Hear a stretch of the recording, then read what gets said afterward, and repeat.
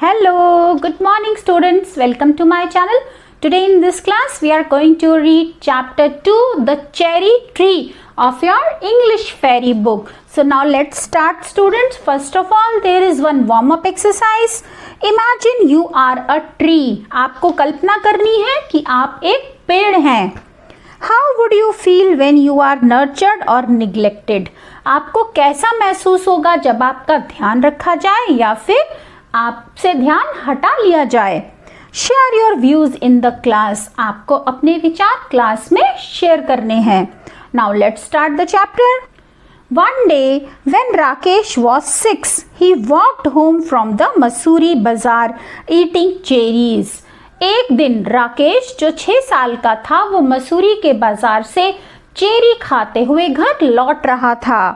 They were a little sweet, a little sour, small bright red cherries. Cherries कैसी थी? थोड़ी खट्टी, थोड़ी मीठी और छोटी सी बिल्कुल चमकदार लाल रंग की थी. Which had come all the way from the Kashmir Valley, जो वहाँ पर कश्मीर घाटी से आती थी. Here in the Himalayan foothills where Rakesh lived, यहाँ पर हिमालय की तलहटी में जहाँ राकेश रहता था, there were not many fruit trees. वहाँ पर फलों के ज़्यादा पेड़ नहीं थे. The soil was stony and the dry cold winds stunted the growth of most plants. जो वहाँ की मिट्टी थी वो पथरीली थी और ठंडी हवाएं पेड़ों के बढ़ने में बाधा डालती थीं. But on the more sheltered slopes there were forests of oak and देवदार. लेकिन आश्रित ढलानों पर बहुत सारे ओक और देवदार वृक्ष के जंगल थे. Rakesh lived with his grandfather on the outskirts of Mussoorie, just where the forest began. Rakesh अपने दादाजी के साथ शहर से बाहर मसूरी में रहता था जहां से जंगलों की शुरुआत होती थी. Grandfather was a retired forest ranger. Grandfather retired क्षेत्रपाल थे. Ranger थे. Ranger means जो वनों की देखभाल करता है. He had a little cottage outside the town. और उनका शहर से बाहर एक छोटा सा घर था. छोटी सी कुटिया थी. Rakesh was on his way from school when he bought the cherries. Rakesh school से घर आ रहा था जब उसने उन चेरीज को खरीदा. He paid 50 पैसे for the bunch. उसने एक गुच्छे के लिए 50 पैसे पे किए. It took him half an hour to walk home. और उसे घर तक पैदल चलकर आने में आधे घंटे लगे. And by the time he reached the cottage there were only 3 cherries left. और जब तक वो अपने घर पहुंचा तब तक उसके पास केवल 3 चेरीज ही बची थी. Have a cherry, grandfather, he said as soon as he saw his grandfather in the garden. जैसे ही उसने बगीचे में अपने ग्रैंडफादर को देखा उसने बोला, चेरीज लीजिए grandfather. Grandfather took 1 cherry and Rakesh promptly ate the other 2. Grandfather ने दादाजी ने एक चेरी ले ली और बाकी 2 बची हुई राकेश ने जल्दी से खा ली. He kept the last seed in his mouth for some time. और जो आखिरी बीज था चेरी का वो उसने कुछ समय के लिए अपने मुंह में रखा. Rolling it round and round in his tongue until all the tang had gone. और उसे मुंह के अंदर जीभ से हिलाता रहा, गोल गोल घुमाता रहा जब तक उसका स्वाद नहीं चला गया. Then he placed the seed on the palm of his hand and studied it. और फिर उसने उस बीज को अपने पाम पर हथेली पर रखा और उसे पढ़ने की कोशिश करता रहा. Are cherry seeds lucky? asked Rakesh. क्या चेरी के बीज लकी होते हैं, भाग्यशाली होते हैं? उसने पूछा. Of course. Then I'll keep it. क्यों नहीं, तो मैं इसे रखूंगा, राकेश ने कहा. Nothing is lucky if you put it away. If you want luck, you must put it some use. कुछ भी भाग्यशाली नहीं है अगर आप उसे कहीं दूर रख दें. अगर आपको उसे लकी बनाना है, भाग्यशाली बनाना है, तो आपको उसका सही इस्तेमाल करना होगा. What can I do with a seed? मैं इस बीज से क्या कर सकता हूँ? Plant it. इसे उगा दो, इसे मिट्टी में लगा दो। So Rakesh found a small spade and began to dig up a flower bed. तो राकेश ने एक छोटा सा फावड़ा ढूंढा और फिर वो फूलों की क्यारी में मिट्टी खोदने लगा। Hey not there said grandfather. हे यहाँ नहीं, ग्रैंडफादर ने कहा। I have sown mustard in that bed. मैंने उस क्यारी में सरसों बोई है। Plant it in that shady corner where it won't be disturbed. इसे उस छायादार कोने में लगा दो जहां इसे कोई भी नहीं छेड़ेगा। Rakesh went to a corner of the garden where the earth was soft and yielding. Rakesh कोने में गया जहां मिट्टी गीली थी, सॉफ्ट थी, मुलायम थी और yielding थी, हाथों से दब रही थी।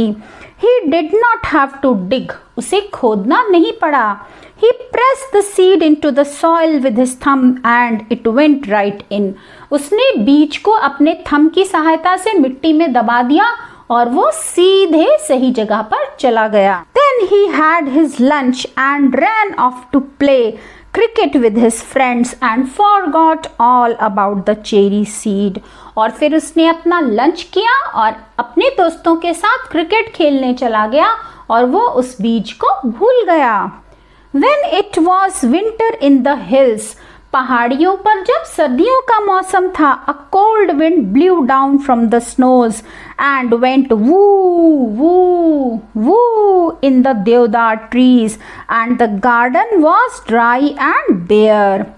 पहाड़ियों पर सर्दियों का मौसम था और ठंडी हवा बर्फ से बहती हुई वू वू की आवाज करती हुई देवदार और ओक के बीच में बह रही थी और बगीचे सारे सूखे और खाली थे।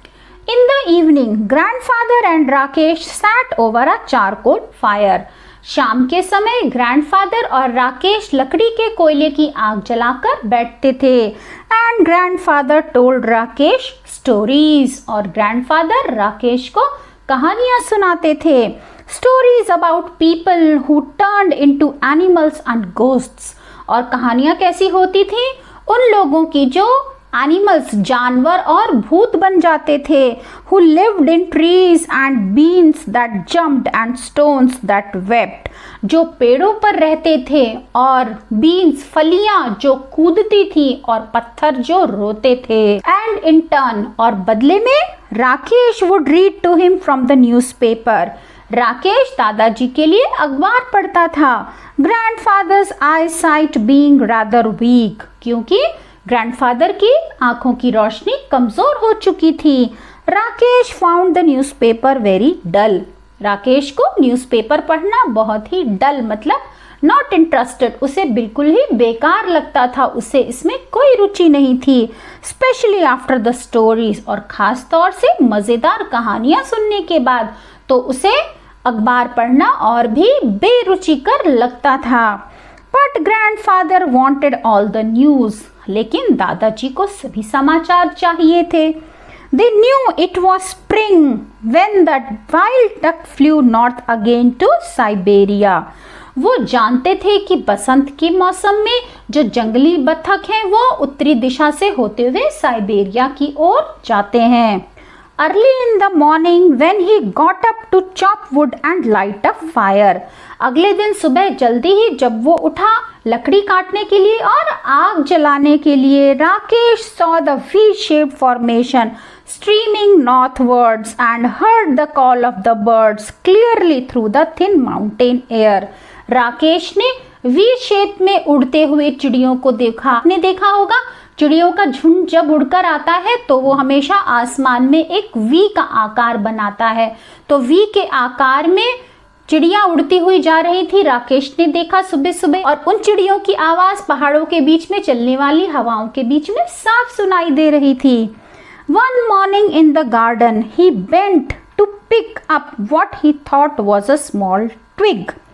एक दिन सुबह बगीचे में एक पल्लव को तोड़ने के लिए वो झुक गया। And found to his surprise that it was well rooted, और वो हैरान रह गया कि वो अच्छे से मिट्टी में लगा हुआ था।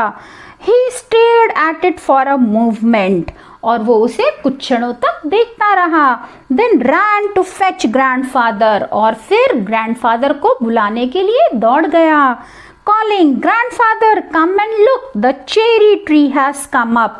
ग्रैंडफादर, दादाजी आइए और देखिए, चेरी का पेड़ उग गया है। What? Cherry tree? asked grandfather, who had forgotten about it. Grandfather जो चेरी के बीज के बारे में भूल चुके थे वो हैरान रह गए। क्या? चेरी का पेड़? The seed we planted last year, look, it's come up. वो बीज जो हमने पिछले साल बोया था वो बाहर आ गया है। Rakesh went down on his haunches while grandfather bent almost double. Rakesh अपनी थाइस के बल बैठ गया और जबकि ग्रैंडफादर दुगना झुक गए। And peered down at the tiny tree, और झुककर उस छोटे से पेड़ को देखते रहे। It was almost 4 inches high, वो लगभग 4 इंच ऊंचा था। Yes, it's a cherry tree, said grandfather. हाँ, ये चेरी का पेड़ है, दादाजी ने कहा। You should water it now and then. अब तुम्हें इसे कभी कभी पानी देना पड़ेगा। Rakesh ran indoors. राकेश दौड़ के अंदर गया। Came back with a bucket of water. और एक बाल्टी पानी के साथ बाहर आ गया। Don't drown it, said grandfather. इसे नीचे मत उड़ेल देना, ग्रैंडफादर ने कहा। Rakesh gave it a sprinkling and circled it with pebbles.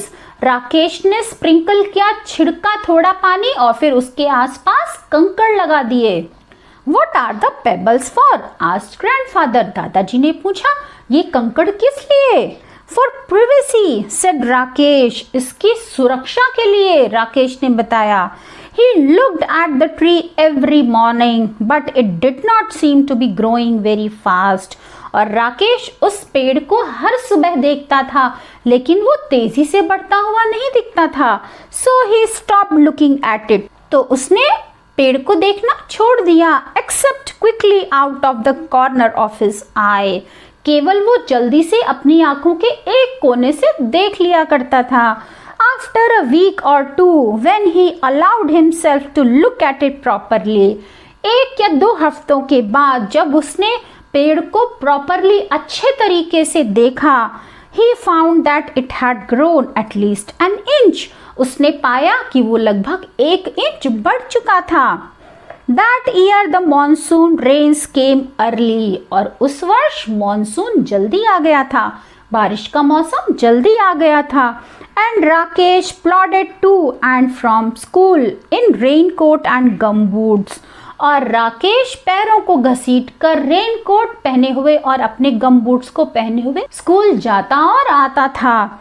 Ferns sprang up from the trunks of the trees. पेड़ों के तनों में छोटे छोटे पौधे निकल आए थे। फर्न्स छोटे छोटे पौधे होते हैं जिनकी जड़ें नहीं होती।